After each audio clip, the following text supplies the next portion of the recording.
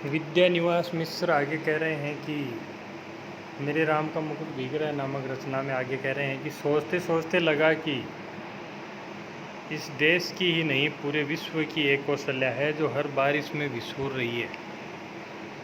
मोरे राम के भीजे मुकुट हुआ, अर्थात मेरे राम का मुकुट भीग रहा होगा। मेरी संतान ऐश्वर्य की अधिकारिणी संतान वन में घूम रही है, उसका मुकुट उसका ऐश्वर्य भीग रहा है। मेरे राम कब घर लौटेंगे?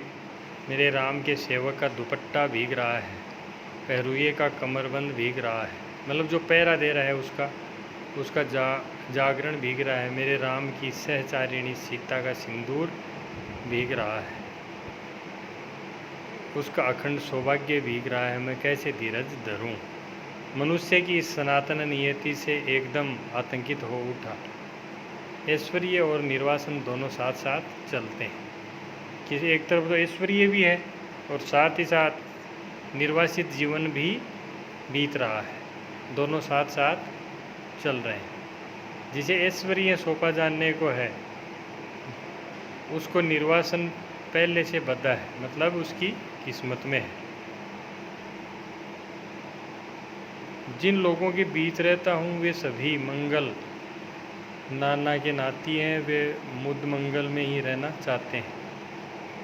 मेरे जैसे आदमी को वे निराशावादी समझकर बिरादरी से बाहर ही रखते हैं। डर लगता रहता है कि कहीं उड़कर उन्हें भी दुख न लग जाए।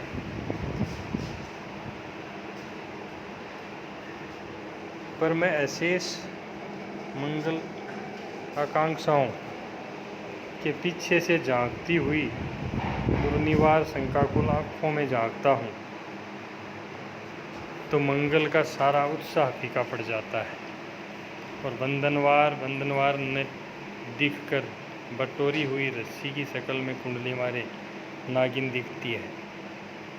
मंगल घट औंधाई हुई अधफुटी गगरी दिखता है। उत्सव की रोशनी का ताम झाम धुआं की गांठों का अंबार दिखता है और मंगल वाद्य डेरा उखाड़ने वाले अंतिम कारदार की उस सांस में बजकर एक बार की बंद हो जाता है। लागती अवध भयावह भारी कि अवध जो है वो बहुत ही भयानक लग रहा है।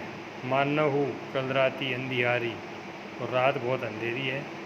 घोर जंतु संपूर्ण नर नारी, और नगर के सभी नर नारी डर पही एक निहारी, और सभी भयभीत हैं। घर मसान परिजन जनु भूता, सुत हित मीत जनहु मनहु जमदूता। वागन है विटप वेली कुमलाही, सरित सरोवर देखी न जाए। तो कैसे मंगल प्रभात की कल्पना थी और कैसी अंधेरी कल रात्रि आ गई है। ऊपर कहा ना कि लागती अवध भयावह भारी, कि अवध जो है वो बहुत ही स्थिति बहुत ख़राब है, अंधेरी कल रात्रि आ गई है और एक दूसरे को देखने से डर लगता है। घर क्या हो गया? आगे लिखा ना कि घर मसान परिजन जनु भूता, घर मसान हो गया है और अपने ही लोग भूत प्रेत बन गए हैं। और सुत हित मित मनहु जमदूता, पेड़ सूख गए हैं, लताएं कुमला गई हैं। नदियाँ और सरोवरों को देखना भी दुस्सह हो गया है, केवल इसलिए कि जिसका ऐश्वर्य से अभिषेक हो रहा था वह निर्वासित हो गया। उत्कर्ष और उन्मुख समष्टि का चैतन्य अपने ही घर से बाहर कर दिया गया। उत्कर्ष की मनुष्य की ध्वोन्मुख चेतना